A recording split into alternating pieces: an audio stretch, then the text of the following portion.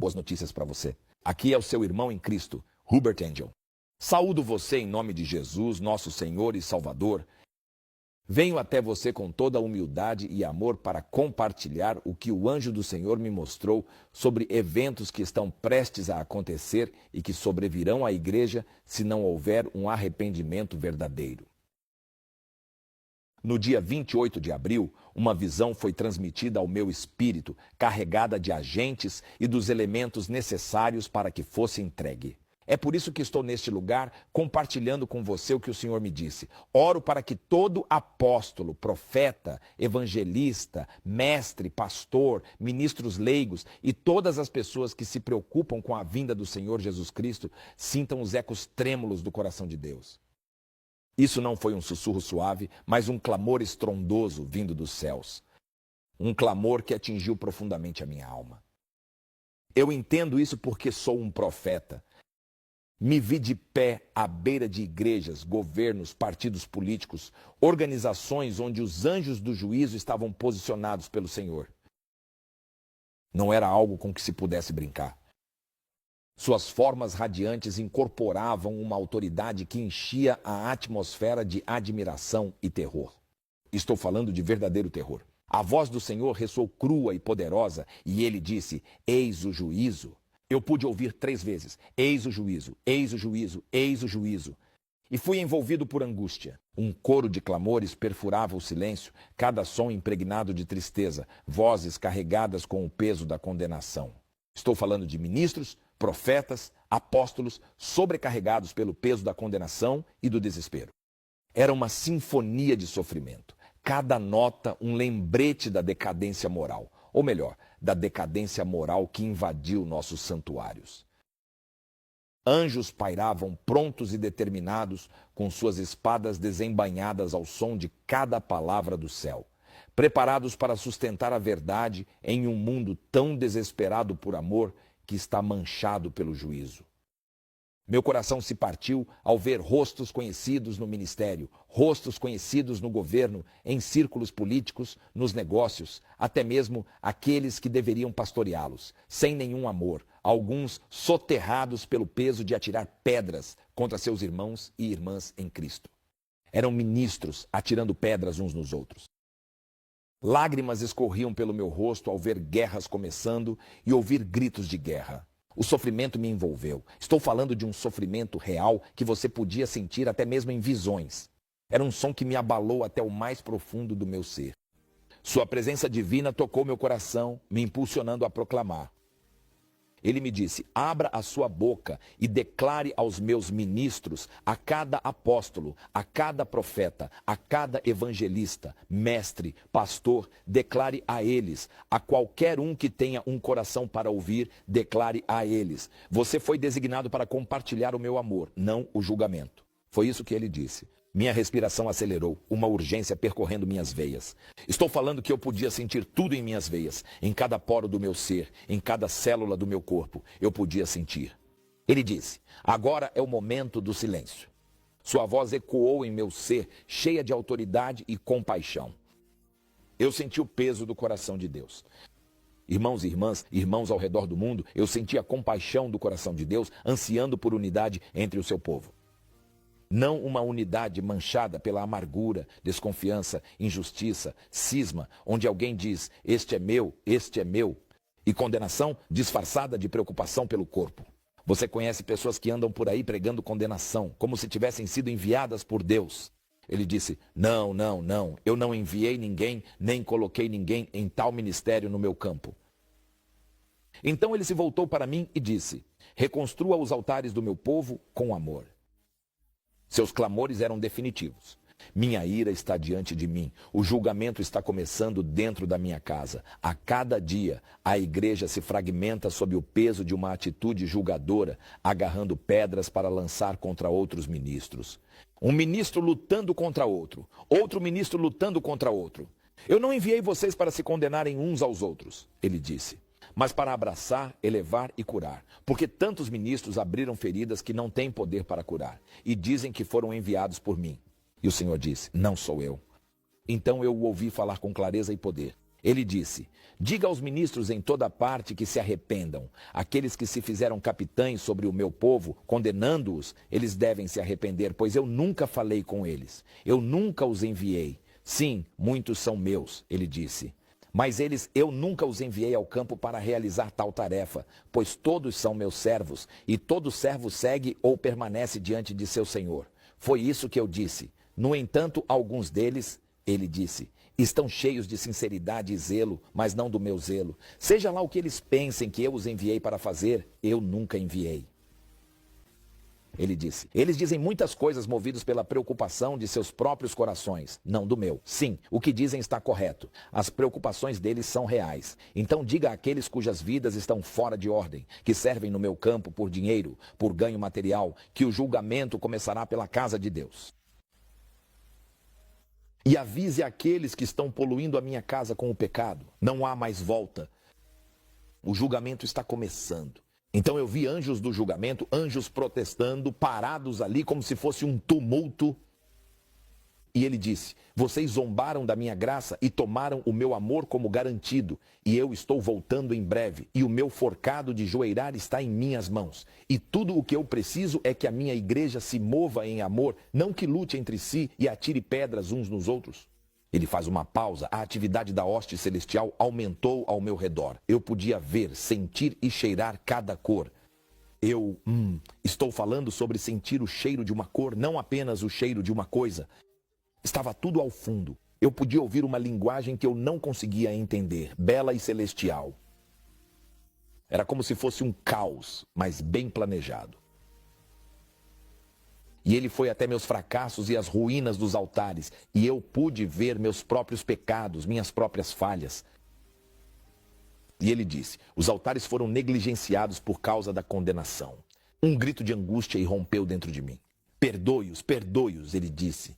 Perdoe as pessoas. Sua voz me chamou, cheia de uma tristeza que me fez cair de joelhos. Aqueles que se opuseram a você, que julgaram o seu espírito, precisam do seu perdão. Eu não conseguia entender isso porque eu estava sofrendo. Pois anseio por curar as feridas do meu povo, disse ele. E ele disse, a tensão dentro de vocês, que está começando a se desfazer agora, está revelando uma profunda percepção de quão errados vocês estavam.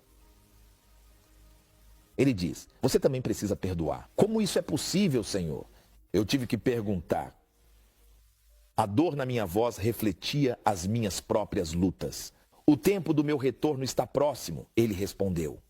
Era como se ele estivesse ignorando o que eu havia perguntado a ele. Ele respondeu com uma sinceridade grave. Reconstrua os altares. Aqueles que se opõem aos meus profetas estão manchados pelo orgulho, inveja, condenação. Não deixe que os irados te derrubem. Não permita que eles te contaminem. Meu chamado para compaixão e amor deve entrelaçar cada canto da minha igreja, pois ela é um reflexo do meu coração. Foi isso que ele disse. Ele disse, é um reflexo do meu coração. Então, quando você vê essas coisas acontecendo e visões vindo assim como profeta, e você está sendo instruído, arrependa-se dos seus próprios pecados e depois diga isso ao povo, é um chamado claro. E a cada palavra eu podia sentir a tristeza do Senhor. Sua mão consoladora repousou sobre meu ombro, oferecendo força em meio ao caos.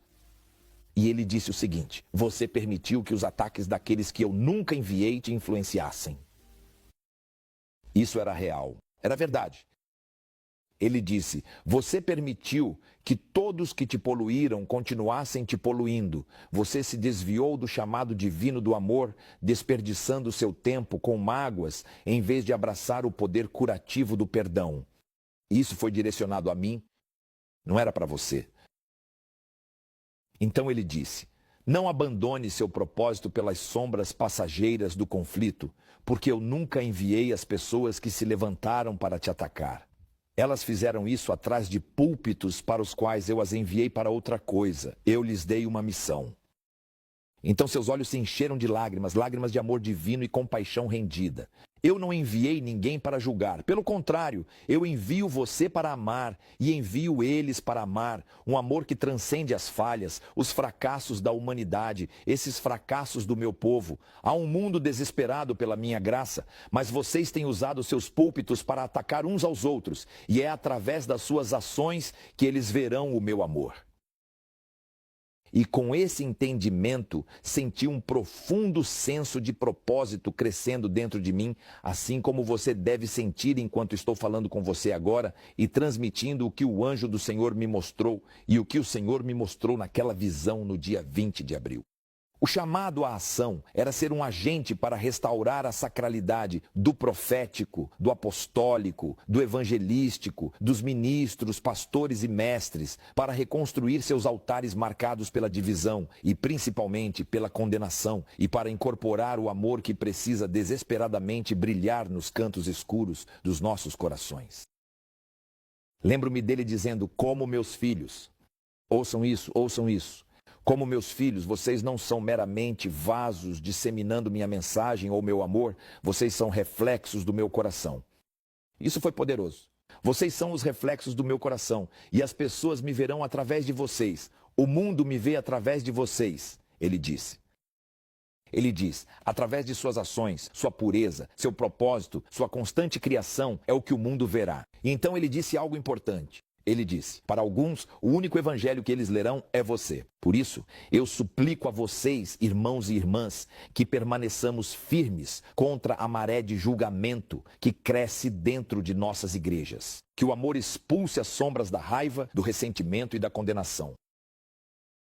Nós devemos, ouçam-me bem, nós devemos atender a esse chamado para perdoar uns aos outros, para curar as feridas em nossos corações e permitir, por assim dizer, que o amor de Deus flua através de nós como um rio de cura. Devemos permitir que isso aconteça, não ficar atrás dos púlpitos para os quais Ele nos enviou para realmente ministrar Sua palavra, Jesus crucificado e somente Ele crucificado e ressuscitado, e atacar uns aos outros. Não devemos fazer isso.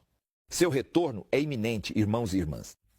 E neste tempo sagrado de acerto de contas, que possamos escolher o amor em vez do julgamento, a graça em vez da condenação e o perdão em vez da amargura. Acima de tudo, como ele me falou com seriedade, uma seriedade profunda, devemos nos afastar do que quase foi dito à igreja em Corinto. E foi isso. Alguns diziam, eu sou de Paulo, eu sou de Apolo, e outros diziam, eu sou de outro. Devemos nos afastar disso. Devemos começar a proclamar que todos somos de Cristo. Não é aquela ideia de se eu sou o seu homem de Deus, se ele é o seu homem de Deus, se ela é a sua mulher de Deus, você fica do lado dele, não importa o que ele diga, mesmo que seja contra a Bíblia, contra o Senhor que servimos. Devemos eliminar o cisma e as facções. É muito, muito importante que não façamos ministros atacarem outros ministros. Ele falou essas palavras e eu mesmo estava me arrependendo. Então essa mensagem não é só para você se arrepender, é para mim também. Ele disse, há uma horda de autoproclamados chefes de ministros que eu enviei, que prosperaram por um tempo atacando os servos do Evangelho. E ele disse, você se tornou um deles quando se voltou contra eles e isso não me impressionou. Ele via como se eu estivesse cometendo o mesmo pecado que eles cometiam quando fui corrigi-los. Ele também trouxe uma palavra forte para aqueles vasos que deixaram o pecado se tornar algo comum, para que se arrependam e deixem o pecado de lado e para que vejam as mudanças que ele precisa que sejam feitas com efeito imediato. Ele quer profetas limpos, corações puros e que seus ministros estejam cheios de propósito, pois só ele tem propósitos onde nós, como humanos, temos planos. Então nós temos planos, ele tem propósitos. Foi difícil de aceitar, porque essa não era uma visão só para você, era também uma visão para mim. Deixe-me ser claro. Nesta hora em que estamos, que nossos corações tremam em humildade aos pés do nosso Criador, sabendo que Ele deseja uma igreja unida, um corpo que reflita seu amor incomparável. não lutando uns contra os outros, não rotulando uns aos outros. Esse não é de Cristo. Esse não é um verdadeiro homem de Deus. Esse é falso. Esse não é real. Não foi isso que ele fez. Ele não morreu por isso. Que orações se elevem de cada profeta, entrelaçadas com um clamor por cura, restauração dentro do nosso mundo quebrado. Que possamos avançar de mãos dadas como ministros do Evangelho. Como cristãos, como amantes de Cristo, exercer o nosso perdão é a ferramenta para remodelar nossas comunidades, nossas igrejas, nossos governos, nossos espaços políticos e reconstruir os altares do amor, além de iluminar sua verdade em um mundo tão desesperadamente carente de esperança. É muito, muito importante que ajustemos nossas mentes a esse nível, onde não há brigas, nem interferências demoníacas, nem cismas. Ninguém diz, dizendo que pertence a isso. Ninguém dizendo, eu pertenço a Paulo, eu pertenço a Apolo, eu pertenço a Hubert Angel, eu pertenço a este apóstolo, eu pertenço a este profeta, eu pertenço a esta pessoa, eu pertenço a este arcebispo. Mas todos nós pertencemos a Cristo. Que ninguém, especialmente os jovens ministros, ouça isso. Que ninguém condene a sua juventude. Você está começando. Você tem uma voz e tem um lar para onde voltar. Cristo te ama. Volte ao seu primeiro amor. E para aqueles que estão condenando pessoas, profetas, apóstolos, mestres, evangelistas e pastores, deixe-me ser o primeiro a dizer: eu amo vocês e eu perdoo vocês. Esta é uma mensagem de Deus e eu oro para que fiquemos ombro a ombro e vejamos onde está o inimigo. O inimigo entrou na igreja e está se banqueteando. E quando o inimigo faz isso, ele sabe que não somos um só. Devemos lutar contra o inimigo, não uns contra os outros. Amo todos vocês e até a próxima. A Good News World com Hubert Angel, provocando uma reação e sempre valendo a pena ouvir.